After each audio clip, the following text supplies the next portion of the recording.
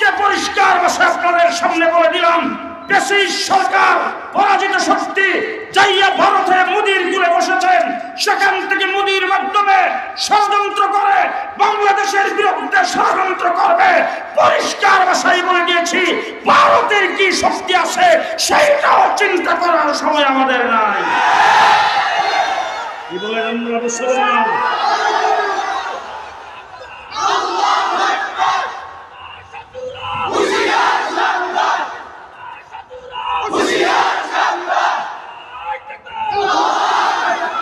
এমন একটা অবস্থা যদি আপনি আমার সামনে আসে যে আপনার জীবনটা চলে গেলে ইসলামটা থাকবে, এখন আপনি বলেন তো কোনটা দিবেন কোনটা রাখবেন? ভালো করে বলবেন, জীবনটা চলে গেলে ইসলাম থাকবে আর ইসলাম চলে গেলে জীবন থাকবে, এখন কোনটা দিবেন কোনটা রাখবেন? আমরা জীবন দিয়ে দেব তো ইসলাম দেব না, এই কথা কিন্তু সবাই বলেন। জীবন দিয়ে দেব ইসলাম দেব না, আল্লাহ কাটায় দেব ঈমান দেব না, এটাই তো আমাদের কথা নাকি? আমরা বিশ্বনবী মুহাম্মদুর রাসূলুল্লাহ সাল্লাল্লাহু আলাইহি ওয়াসাল্লামের উম্মত, আমাদের মধ্যে অন্যান্য উম্মতের মধ্যে পার্থক্য আছে না? আমার বন্ধুগণ, আজকে রাত্রে এখন 12টা, আমি আপনাদের এখানে দাঁড়াইছি কিছু বলার জন্য। আপনারা আমার সামনে কিছু শোনার জন্য এখানে উপস্থিত আছেন। আপনাদের চেহারা দেখে মনে হচ্ছে আপনাদের কোনো টেনশন নাই, কোনো আতঙ্ক নাই। আমিও আপনাদের সামনে দাঁড়িয়েছি, আমার কোনো টেনশন নাই। কিন্তু গত 15টা বছর বাংলাদেশে কোনো মসজিদের ইমামের মেহরাব নিরাপদ ছিল না, কোনো মসজিদের ইমাম মসজিদের খতিবের মিম্বর নিরাপদ ছিল না। আমি বাংলাদেশের এই আপনাদের এই মাহফিলটার কথাই বলি, এখানে আমার দাওয়াত ছিল, আমি আসার জন্য রওনা হয়েছি, তারপরে আমাকে রাস্তা থেকে ফিরে দেওয়া হয়েছে। আপনি এখানে আসতে পারবেন না। আমি থানার ওসি সাহেবকে জিজ্ঞেস করেছিলাম কেন, বলে উপরের অর্ডার। আমি বললাম যে আপনাদের উপর কোন উপর, উপরটা কোথায় পর্যন্ত? আমিও কিন্তু আপনাদের এখানে উপরের অর্ডারেই আসতেছি। তখন তিনি বলছেন এত কথা আপনারা আমি শুনতে চাই না, আপনি এখানে আসলে আপনি স্টেজে উঠতে দেওয়া হবে না। আমি বললাম যে এরকম অনেক জায়গায় আমাকে স্টেজে উঠতে দেওয়া হয় নাই, কিন্তু আমি স্টেজে উঠছি। আপনি যদি বলেন আপনার উপরের অর্ডারে এখানে আমি আসতে পারবো না, আপনার উপর যেখান থেকে শেষ আমার উপর সেখান থেকে শুরু। যাই হোক, অনেক কথাবার্তা হয়েছে। তারপরে কর্তৃপক্ষ আমাকে বলেছেন যে হুজুর যেইভাবে বাড়াবাড়ি করতেছে এখানে না আসাটাই ভালো। এই জন্যে আমি এখানে আসতে পারি না। আজকে অনেক রাত্র হয়েছে, টঙ্গী ইজতেমার মাঠে ছিলাম, ওলামায়ে কেরামের পরামর্শ সবাই, সেখানে আমার সময় লেগেছে অনেক, এই জন্যে আসতে একটু দেরি হয়েছে। আপনারা যারা এখানে এসেছেন আপনারা বড় ভাগ্যবান, কারণ আল্লাহ তাবারক ওয়া তাআলা আপনাদেরকে জান্নাতের বাগানে ঢুকাইছেন ভিআইপির মর্যাদা দিয়ে। ভিআইপি কোনো জায়গায় যদি যায় তার চতুর্দিকে পুলিশের পাহারা দেয়। আপনারা যারা এখানে এসেছেন আপনাদের চতুর্দিকে ফেরেশতাদের পাহারা। বাংলাদেশের প্রেসিডেন্ট, প্রধানমন্ত্রী তারা ভেরি পার্সন ভিআইপি। আজকে আমাদের বাংলাদেশের অন্তর্বর্তীকালীন সরকারের প্রধান ডক্টর মোহাম্মদ ইউনূস সাহেব যদি কোথাও যায় তাহলে আপনারা দেখবেন শুধু মাটিতে পুলিশ পাহারা দেয় না, আশেপাশে বিল্ডিং থাকলে ছাদের উপরও পুলিশ থাকে। যদি কোথাও ছাদ না থাকে দেখবেন সেখানে বাঁশ দিয়া টাওয়ার বানিয়ে সেটার উপরে পুলিশ। তার কারণ হলো ভিআইপি যারা হয় তাদেরকে শুধু নিচ থেকে পাহারা দিলে হয় না, উপরেও পাহারা দেওয়া লাগে। আপনারা যারা এখানে এসেছেন আপনারাও এই মাহফিলের ভিআইপি, যার কারণে আপনাদেরকে ফেরেশতারা পাহারা দেওয়ার জন্য এসেছেন। একজনের কাঁধে আরেকজন বসে জমিন থেকে আসমান পর্যন্ত, সেই পাহারার বেষ্টনীর ভিতরে আপনারা এখন আছেন। আমার বন্ধুগণ, আমরা মুসলমান, কি বলেন? কথাটা বলতে বোধহয় আপনাদের কোনো দ্বিধা আছে, লজ্জা করে, ভয় আছে? আমরা মুসলমান, এটা বলতে পারবো না বুকটান করে। যে এমন একটা অবস্থা যদি আপনি আমার সামনে আসে যে আপনার জীবনটা চলে গেলে ইসলামটা থাকবে, এখন আপনি বলেন কোনটা দিবেন কোনটা রাখবেন?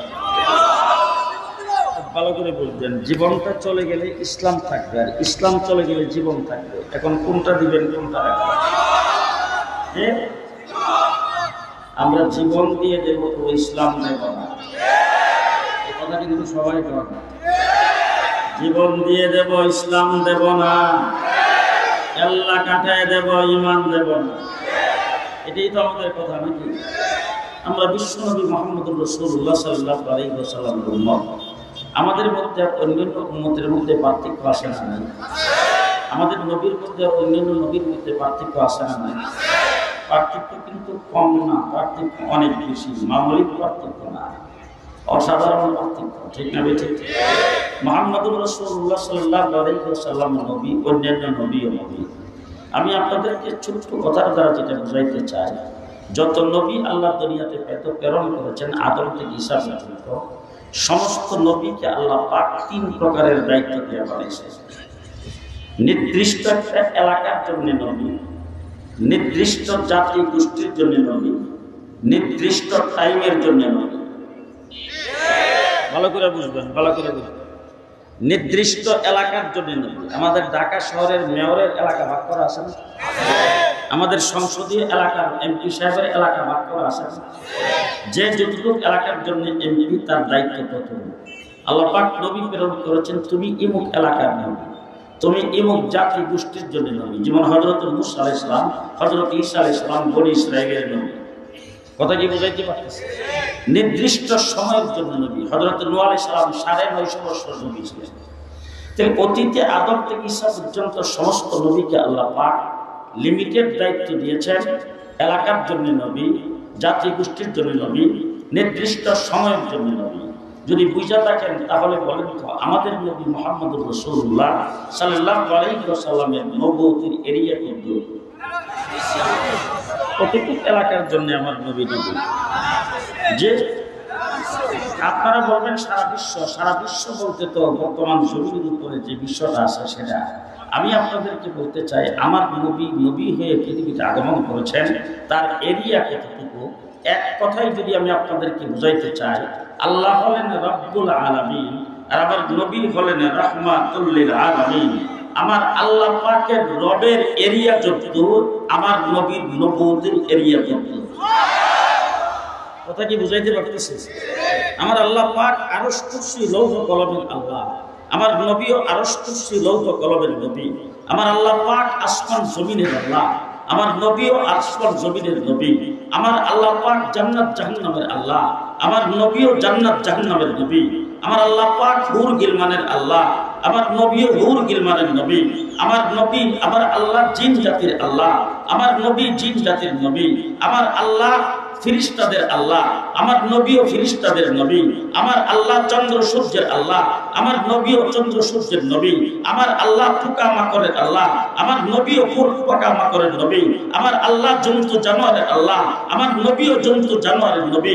মুহাম্মদুর রাসূলুল্লাহ সাল্লাল্লাহু আলাইহি ওয়াসাল্লাম কুল সৃষ্টি জগতের জন্য নবী। কুল সৃষ্টি জগতের জন্য নবী। এবার বলেন তো, আমার নবী কতদিন পর্যন্ত নবী থাকবেন? তার মিয়াদ কত তারিখে শেষ হবে? বলেন বলেন বলেন বলেন। জি, খুব ভালো করে বলতেন। অতীতে যত নবী পৃথিবীতে আগমন করেছেন, সমস্ত নবীকে আল্লাহ পাক ডেট ফিট করে দুনিয়াতে প্রেরণ করেছেন। এখন আমাদের দেশের যে ঢাকা শহরের দোকানপাট, আমাদের দেশের দোকানপাটের মধ্যে জিনিসপত্র বিক্রি হয়, সেইগুলিতে ডেট লেখা থাকে কিনা? বলেন, ডেট আসে না? ওষুধের গায়ে ডেট আসে না? নাই? ডেট যদি ফেল হয়ে যায়, সেটা কি বাজারে বিক্রি হয়? দোকানদার বিক্রি করতে পারবে? যদি বিক্রি করে, অপরাধী বলে সাব্যস্ত হবে কিনা? ধরা খাবে কিনা? মামলা হবে কিনা? তাহলে ডেট ফেল জিনিসটা রিজেক্ট হয়ে যায়। ডেট ফেল কোনো জিনিস মানুষ ব্যবহার করে না, দোকান থেকে কিনে না, দোকানদার বিক্রি করতে পারে না। আদম থেকে যত নবী পৃথিবীতে আগমন করেছেন, সমস্ত নবীর ডেট ফেল, সমস্ত নবীর ডেট ফেল। আমার আপনার নবী মুহাম্মদুর রাসূলুল্লাহ সাল্লাল্লাহু আলাইহি ওয়াসাল্লাম কতদিনের জন্য নবী, তার ডেট কবে? বলে তার ডেট হলো আনলিমিটেড, কোনো ডেট নাই। আমার আল্লাহ পাক যতদিনের জন্য আল্লাহ, আমার নবীও ততদিনের জন্য নবী। মুহাম্মদুর রাসূলুল্লাহ সাল্লাল্লাহু আলাইহি ওয়াসাল্লামের নবুয়তি এখন চলছে কিনা? হ্যাঁ, কিয়ামত পর্যন্ত চলবে তো। আপনি আমি যতদিন দুনিয়াতে থাকি ততদিন পর্যন্ত আমার নবী নবী। আচ্ছা বলেন তো, কবরে গেলে, কবরে যখন যাব তখন তিনটা প্রশ্ন করা হবে, সেই প্রশ্নের মধ্যে আমার নবী নাই তো? নবী আছে। আসরের ময়দানে যখন যাব তখন আমার নবীর সুপারিশ ছাড়া বিচার কার্যই শুরু হবে না। আসরের ময়দানে নবুয়তি চলবে কার? মুহাম্মদুর রাসূলুল্লাহ সাল্লাল্লাহু আলাইহি ওয়াসাল্লাম। জান্নাতে গেলে নবুয়তি চলবে আমার নবী মুহাম্মদুর রাসূলুল্লাহ সাল্লাল্লাহু আলাইহি ওয়াসাল্লাম। আমার নবী সাল্লাল্লাহু আলাইহি ওয়াসাল্লাম নবী, অন্যান্য নবীও নবী, পার্থক্যটা ভালো করে বুঝেন। হুজুর আকরাম সাল্লাল্লাহু আলাইহি ওয়াসাল্লাম মাত্র 23 বছরের জিন্দেগি। যত নবী পৃথিবীতে আগমন করেছেন সমস্ত নবীকে আল্লাহ তাবারক ওয়া তাআলা নবীর কাছে জিবরাইল আমিনের মাধ্যমে ওহী প্রেরণ করেছেন। আজকে যদি আপনি হিসাব করেন আদম থেকে ঈসা পর্যন্ত যত নবী আসছে সমস্ত নবীর কাছে জিবরাইল আমিন আগমন করেছেন। কারোর কাছে 3 বার, কারোর কাছে 5 বার, কারোর কাছে 7 বার, কারোর কাছে 40 বার, সর্বোচ্চ আসছে 400 বার। আমার নবী মুহাম্মদুর রাসূলুল্লাহ সাল্লাল্লাহু আলাইহি ওয়াসাল্লামের 23 বছরের জিন্দেগিতে জিবরাইল আমিন আগমন করেছেন 24,000 বার। কয়বার? 24,000 বার। মুহাম্মদুর রাসূলুল্লাহ সাল্লাল্লাহু আলাইহি ওয়াসাল্লাম নবী, অন্যান্য নবীও নবী, পার্থক্যটা বুঝেন। আমার নবী অতীতে যত নবী আগমন করেছেন সমস্ত নবীকে তার নবুয়ত প্রমাণের জন্য আল্লাহ পাক অলৌকিক ঘটনা দিয়েছেন, মুজিজা দান করেছেন। কোন নবীকে দিয়েছেন 3টা, কাউকে দিয়েছেন 2টা, কাউকে দিয়েছেন 5টা, কাউকে দিয়েছেন 7টা, এবং সীমিত সংখ্যক মুজিজা দিয়া আল্লাহ পাক নবীদেরকে দুনিয়াতে প্রেরণ করেছেন। আমার নবীর পালা যখন আসছে আমার আল্লাহ পাক বলেন আপনার মুজিজার কোনো হিসাব নাই। মাথা থেকে পায়ের পাতা পর্যন্ত 3.5 হাত বডি, পুরাটাই মুজিজা। জন্ম থেকে মৃত্যু পর্যন্ত পুরো জিন্দেগিটাই মুজিজা। হুজুর আকরাম সাল্লাল্লাহু আলাইহি ওয়াসাল্লামের শরীর থেকে, মুখের থেকে থুতু বের হয়, থুতুটা সমস্ত রোগের ঔষধ। মুজিজা কিনা বলে? রাসূলুল্লাহ সাল্লাল্লাহু আলাইহি ওয়াসাল্লামের শরীর থেকে গাম বের হয়, গামটা মিশকে আম্বরের চাইতে বেশি সুগন্ধি। মুজিজা কিনা বলে? হুজুর আকরাম সাল্লাল্লাহু আলাইহি ওয়াসাল্লামের উম্মাহাতুল মুমিনিন আম্মা জান আয়েশা সিদ্দিকা বলে যদি কোন সুই আমাদের ঘরে হারিয়ে যাইত, সেই সুইটা তালাশ করে যখন পাইতাম না তখন মনে মনে ভাবতাম রাসূল ঘরে আসুক। আল্লাহর নবী যখন ভিতরে প্রবেশ করতেন, রাসূল ভিতরে প্রবেশ করার সাথে সাথে হুজুরের চেহারা থেকে যে নূর বের হতো গোটা ঘরটা আলোকিত হয়ে যেত, আমরা সুইটাকে পেয়ে যাইতাম। হুজুরের চেহারা মুজিজা, হুজুরের হাত মুজিজা, হুজুরের আঙ্গুল মুজিজা, হুজুর আকরাম সাল্লাল্লাহু আলাইহি ওয়াসাল্লামের চাওয়া মুজিজা, হুজুর চক্ষু বন্ধ করেছেন মুজিজা, রাসূল চাইছেন মুজিজা, রাসূল ঘুমাইছেন মুজিজা, রাসূল জাগছেন মুজিজা, রাসূল খাইছেন মুজিজা, রাসূল গোসল করছেন মুজিজা, হুজুর আকরাম সাল্লাল্লাহু আলাইহি ওয়াসাল্লাম বসছেন মুজিজা, হুজুর দাঁড়াইছেন মুজিজা, হুজুর হাঁটছেন মুজিজা, কথা বলছেন মুজিজা, চুপ করে রয়েছেন মুজিজা, রাসূল আঙ্গুল হেলান দিয়েছেন মুজিজা, রাসূল হাত উত্তোলন করেছেন মুজিজা, হুজুর চলছেন মুজিজা, দাঁড়াইছেন মুজিজা, গোটা জিন্দেগিটাই মুজিজা।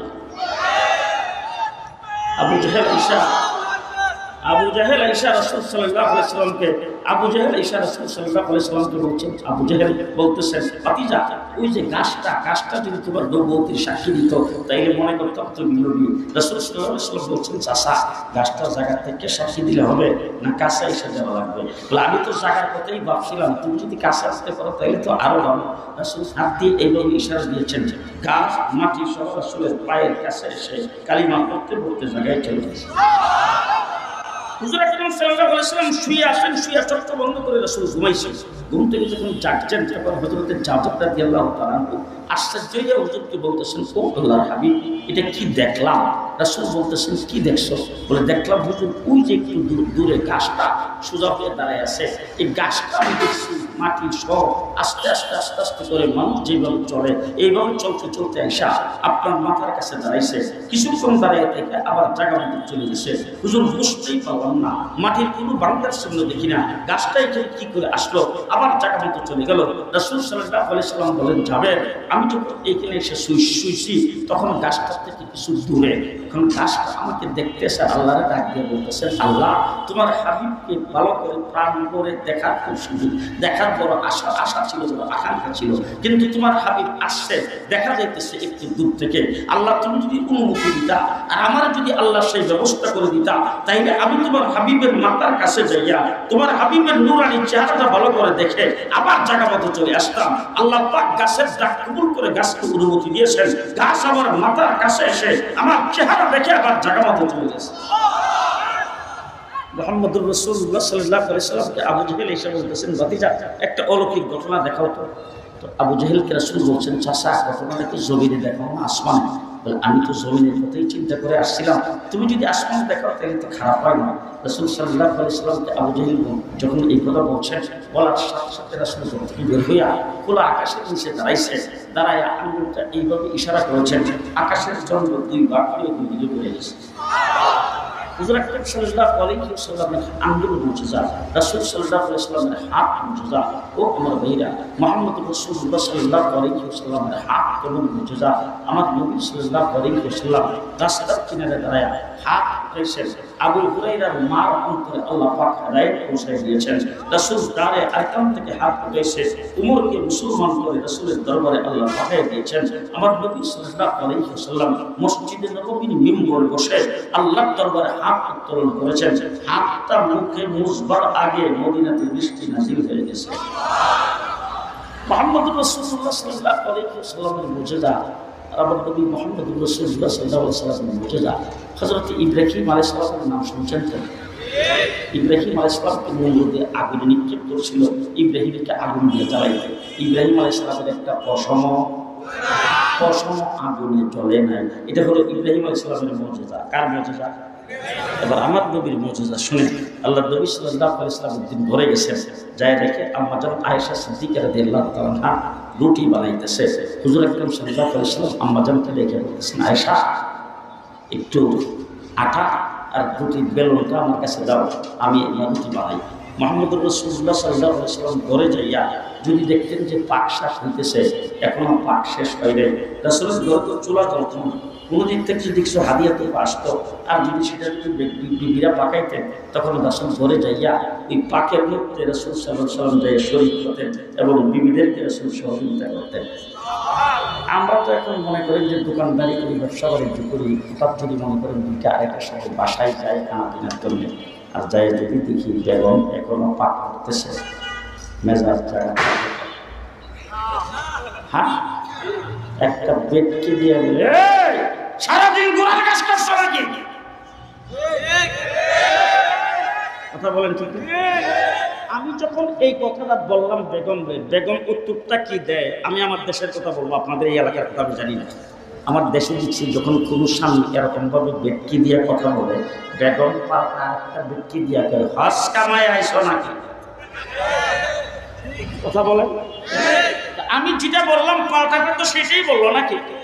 আর যদি রাসূলের জিন্দেগি যদি ফলো করতাম, হুজুর আকরাম সাল্লাল্লাহু আলাইহি ওয়াসাল্লাম সম্পর্কে উম্মাহাতুল মুমিনিনরা বলেছেন, আল্লাহর নবী প্রচন্ড পেটে খিদা নিয়ে যখন আমাদের ঘরে আসতেন, আয়েশা যখন দেখতো যে খাবার এখন রেডি হয় নাই, রাসূল কোনোদিন চেহারাটা পরিবর্তন করে নাই, রাসূল হাসি মুখে আয়েশা আমাদের কাজে সহযোগিতা করতেন।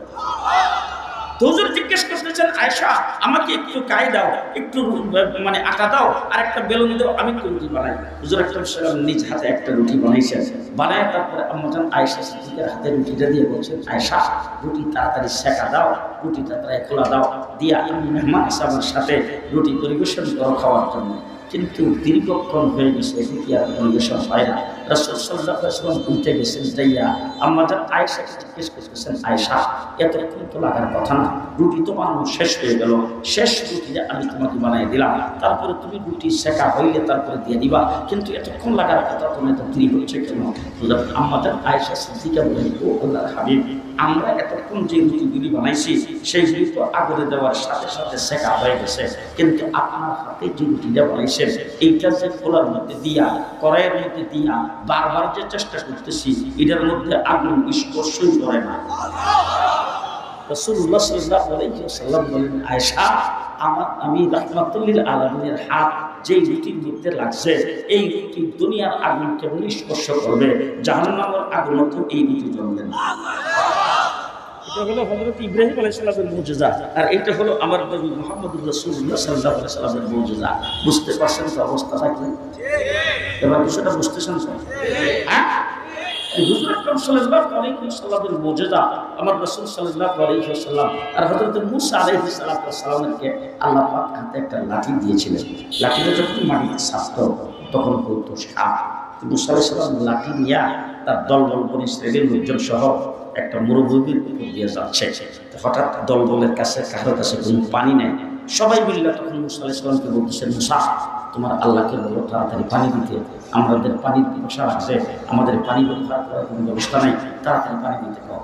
আল্লাহ পাককে হযরত মূসা আলাইহিস সালাম যখন ডাক দিয়ে বলছেন, আল্লাহ রাব্বুল আলামিন মূসা হাতের মধ্যে শ্বশুর বাড়ির সালামটা কোন কামে রাখছ? লাঠি কিন্তু শ্বশুর বাড়ির সালাম বুঝতেছেন তো? লাঠিটা কোন কামে রাখছ? বলছে যে আল্লাহ মাটিতে সামনে সাপ মাটির সামনে সাপ, তোমার লাঠি দিয়ে সামনে একটা পাথর আছে, এটার মধ্যে আঘাত করো, দেখো কি হয়। হযরত মূসা আলাইহিস সালাম লাঠি দিয়ে পানি দিছে, এই পাথর থেকে 12টা নহর জারি হয়েছে। এবার খুব ভালো করে বলছেন, মূসা আলাইহিস সালাম নবী রাসূল, তার নিজ হাতে তার নিজের প্রধান মুজিজা লাঠি দিয়া পাথরের মধ্যে আঘাত করছে, নহর জারি হয়েছে কয়টা? 12টা। এবার আসেন দেখি আমার নবীর মুজিজা। রাসূল সাল্লাল্লাহু আলাইহি ওয়াসাল্লাম স্বপ্ন যুগে দেখছে, বাইতুল্লাহ শরীফে গেছে, তোয়াফ করছে, উমরা পালন করছে। স্বপ্ন যখন উম্মতের কাছে সাহাবায়ে কেরামের কাছে বর্ণনা করছেন, তখন সাহাবায়ে কেরাম সব লাফানি শুরু করে দিয়েছেন, দীর্ঘদিন যাবত মক্কা যাই না, বাইতুল্লাহ জিয়ারত করি না। আল্লাহ সুযোগ যখন সবে দেখছে, নবীর স্বপ্ন তো উহি অবশ্যই যাইতে হবে। রাসূল সাল্লাল্লাহু আলাইহি ওয়াসাল্লাম 1400 সাহাবীকে একসাথে করে নিয়ে রাসূল মক্কায় রওনা হয়েছেন। হুদাইবিয়া নামক একটা জায়গায় যাওয়ার পরে মক্কাবাসী রাসূলকে বাধা দিয়েছেন, আপনি আসতে পারবেন না, রাসূলকে যেতে দেবে না। রাসূলের সাহাবায়ে কেরাম সহ হুজুর এই জায়গার মধ্যে বসে মক্কাবাসীর সাথে একটা চুক্তিপত্রে আবদ্ধ হয়ে হুজুর এখান থেকে চলে আসছেন। এইটাকে হুসুলে হুদাইবিয়া বলা হয়। সেই জায়গা থেকে রাসূল চলে আসছেন। তো ওই জায়গায় যখন গেছেন, সাহাবীরা মদিনার থেকে যে পানি নিয়েছিলেন সাথে করে, তাদের যে হিসাবটা ছিল সেটা হলো, আমরা মক্কায় প্রবেশ করব, তখন আমাদের কাছে পানির তো কোনো প্রয়োজন নাই। তার কারণ হলো সেখানে গেলে আমরা জমজমের পানি পান করব আর জমজমের পানি ব্যবহার করব। সুতরাং এই পানি শুধু মক্কা যাওয়া পর্যন্ত, এই হিসাব করে তারা পানি নিয়েছিলেন। এই জায়গায় যখন সাহাবায়ে কেরামকে আটকে দিছে, তখন পানি যা সাথে নিয়েছিলেন সব শেষ। রাসূলের কাছে এসে সবাই বলতেছেন, হুজুর পানি যা আনছিলাম পানি তো শেষ হয়ে গেছে, এখন আমাদের খাবারের পানি নাই, উযু করার পানি নাই, হুজুর আমরা ব্যবহার করার মতো কোনো পানি নাই। রাসূল সাল্লাল্লাহু আলাইহি ওয়াসাল্লাম বলছেন, পানির বর্তনগুলি, পানির ভাণ্ডগুলি আমার কাছে নিয়ে আসো। তখনকার সময় মানুষ চামড়ার থলির ভিতরে পানি রাখত, তো চামড়ার থলিগুলি নিয়ে আসছেন। হুজুর আকরাম সামনে একটা বর্তন সামনে দিয়া বলছেন, যেটার মধ্যে উল্টায় চারা দাও। উল্টায় সবাই চারা দিছে, কোনটার থেকে 1 ফোঁটা, কোনটার থেকে আধা ফোঁটা, কোনটার থেকে পরে নেই। রাসূল সাল্লাল্লাহু আলাইহি ওয়াসাল্লাম ওই বর্তনের মধ্যে হাতটা রেখা, হাতটা এইভাবে একটু বসা দিয়েছেন, দিয়া হাতটা উপরের দিকে উঠায়া রাসূল আঙ্গুলগুলি ফাঁক করে ধরেছেন, আঙ্গুলের ফাঁকের থেকে পানির নহর জারি হয়ে গেছে। হযরত মূসা আলাইহিস সালামের মুজিজা আর আমার নবীর মুজিজা। এতক্ষণ তো শুনছেন মূসা আলাইহিস সালামের মুজিজা আর আমার নবীর মুজিজা, এবার শুনেন আমার নবীর গোলামদের মুজিজা। হযরত উমর ইবনুল খাত্তাব রাদিয়াল্লাহু তাআলা আনহু আমিরুল মুমিনিন, খলিফাতুল মুসলিমিন। এখন যদি আমাদের দেশে কোথাও যদি আগুন লাগে, আমরা তো কোথায় যাই? ফায়ার সার্ভিসে যায়, খবর দিই তাড়াতাড়ি পানি নিবার জন্য আসতে। তখন মদিনার পাথর পাহাড়ের মধ্যে আগুন লাগছে, অগ্নিগিরি রুদ্রের তাপে পাহাড়ের পাথরের মধ্যে আগুন জ্বলা, এই আগুন ধাউ ধাউ করে মদিনার বস্তির দিকে, মদিনার গ্রামের দিকে, মদিনার মহল্লার দিকে আসতেছে। কয়েকজন লোক হযরত উমর ইবনে খাত্তাবের সামনে দৌড়ে গেছেন, যাই বলছেন, আমিরুল মুমিনিন খলিফাতুল মুসলিমিন, এই যে আগুন লাগছে পাহাড়ে, আগুন লাগিয়া মদিনার বস্তির দিকে আসতেছে, তাড়াতাড়ি ফায়ার সার্ভিস পাঠান।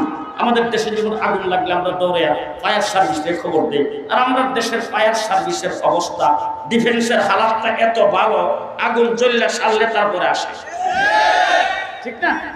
এরপরে দেখেন আমাদের বনানীতে যখন আগুন লাগলো, তখন আমরা দেখলাম অত্যাধুনিক ব্যবস্থা। আমরা যখন দেখছি হেলিকপ্টার আকাশে উড়ে, তখন তো আমরা মনে করছি, বাহ কি সুন্দর ব্যবস্থা আমাদের দেশের জন্য, হেলিকপ্টারে পানি নিয়ে আগুন নিবে দেবে, এই আগুন তো তাড়াতাড়ি নিবে যাবে।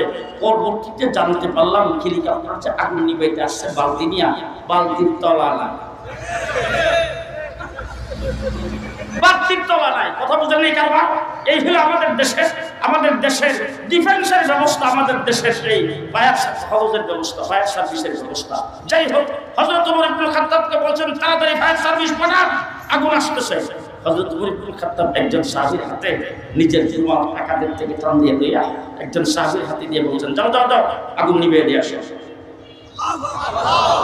ওই সাহাবী হযরত ওমর ইবনে খাত্তাবের রুমাল নিয়ে আগুন যে দাও দাও করে আসতেছে, সামনে দিয়ে দাঁড়ায়া রুমালটা দিয়া যাও যাও যাও,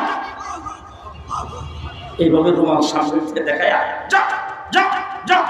এই যে হযরত ওমর ইবনে খাত্তাবের রুমালের পানিতে আগুন যে গেছে, আজকে 1400 বছর মদিনাতে কোনদিন সেই আগুন আসে। এটা মুহাম্মদুর রাসূলুল্লাহ সাল্লাল্লাহু আলাইহি ওয়াসাল্লামের গোলামের কেরামতি। ও আমার ভাইরা, সেই নবীর উম্মত খুশি না বেজার? খুশি না বেজার? আদম থেকে ঈসা পর্যন্ত সমস্ত নবী আল্লাহ পাকের দরবারে দরখাস্ত করেছেন এই নবীর উম্মত হওয়ার জন্য। আমরা কি কোনোদিন দরখাস্ত করেছি? জি। তাহলে হযরত আদম থেকে ঈসা পর্যন্ত আল্লাহ তাবারক ওয়া তাআলা যত নবী প্রেরণ করেছেন, মানুষের হেদায়েতের জন্য প্রেরণ করেছেন। ওই সমস্ত নবীর যুগে কি মানুষ ছিল? মুসা আলাইহিস সালামের যুগে মানুষ ছিল না, ঈসা আলাইহিস সালামের যুগে মানুষ ছিল না। আল্লাহ তাবারক ওয়া তাআলা তাদেরকেও মায়ের পরিচর্যা দিয়েছেন, তারাও আমাদের মতো দুনিয়াতে আসছে। আল্লাহ কি ইচ্ছা করলে আমাদেরকে এই নবীর যুগে দুনিয়াতে না পাঠাইয়া আগেকার কোন নবীর যুগে দুনিয়াতে পাঠাইতে পারত? বলেন বলেন বলেন, পারত?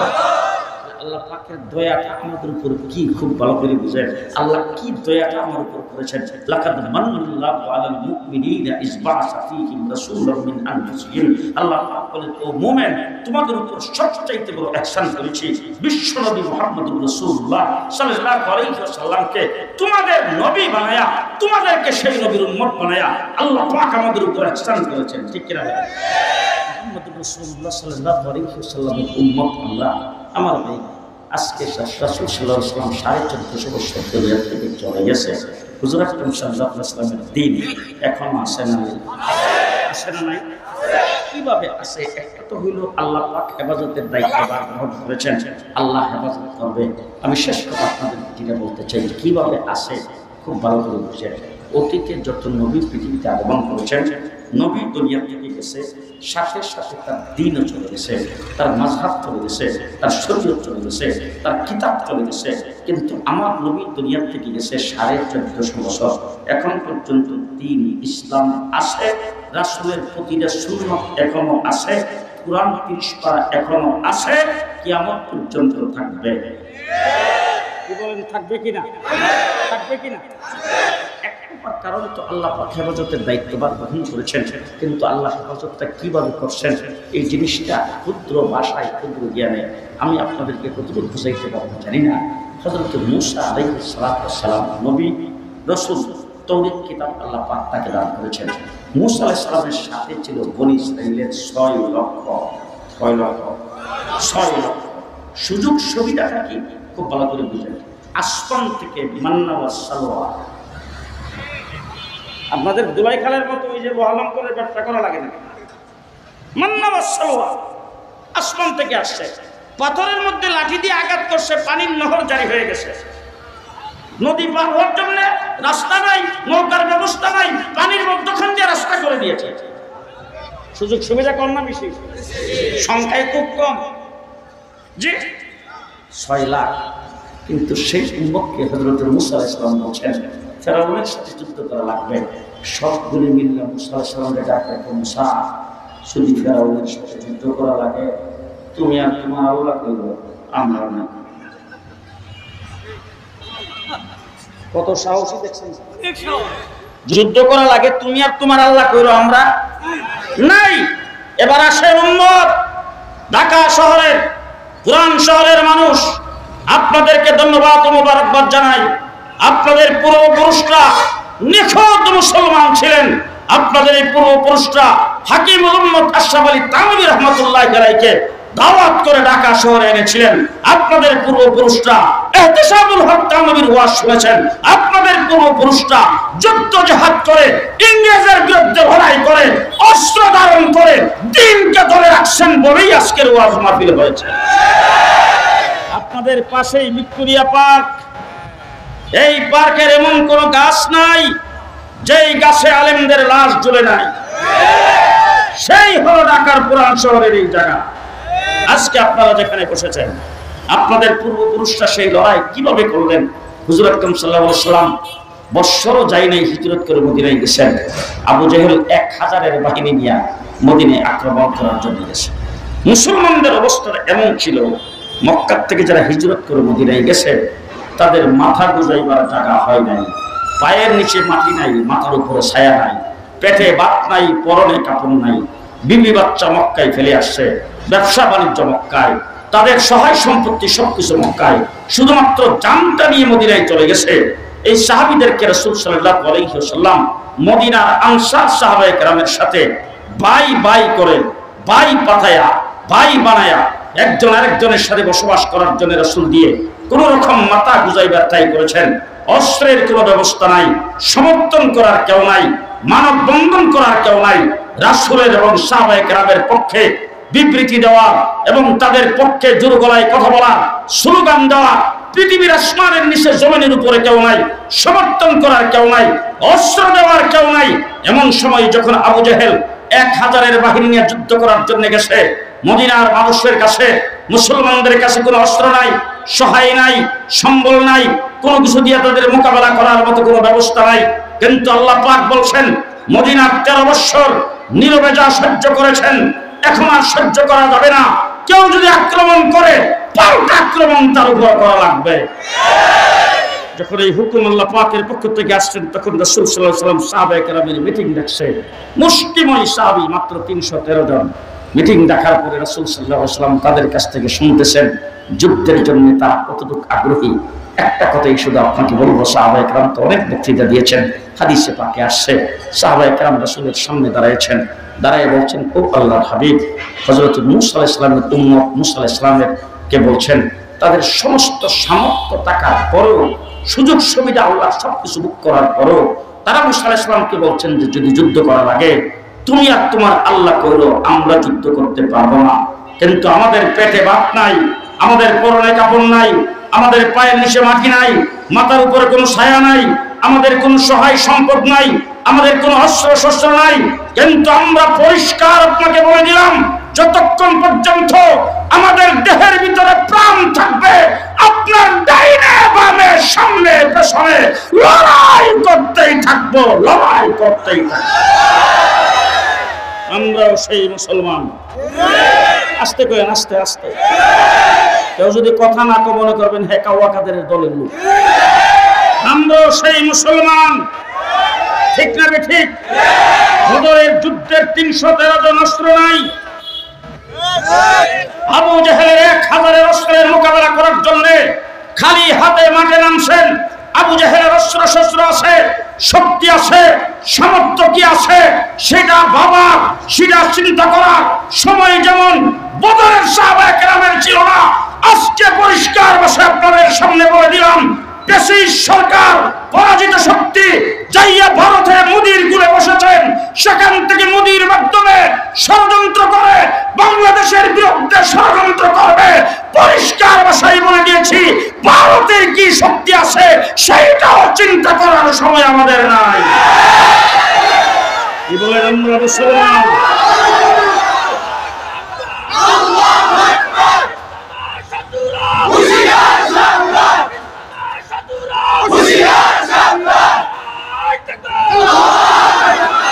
যত বড় শক্তি হোক না কেন, ইসলাম বিরোধী, নাস্তিক, মুরতাদ, ইহুদি, খ্রিস্টান, কোন শক্তি আমাদেরকে আমাদের বিরুদ্ধে যদি চোখ উত্তোলন করে, আমরা চিন্তা করার সময় নাই তোমার শক্তি কতটুকু।